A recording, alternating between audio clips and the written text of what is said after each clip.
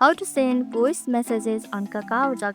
In today's guide, I'll be showing you how you can send voice messages on KakaoTalk. Let's get started. First, open the application on your device.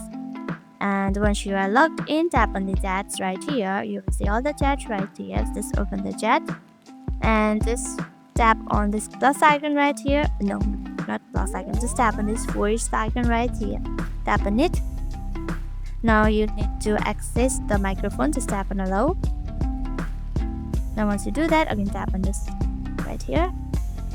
Now once you tap on it, tap on this red button right here, and once you tap on the red button, just record the voice message. Let's record it.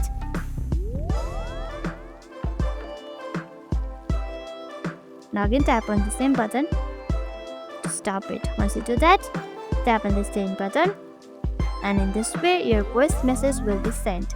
This is how you can send the voice messages on KakaoTalk. Hope this video helped you out. If it did, make sure to give this video a thumbs up and subscribe for more tips and tutorials. Thank you for watching.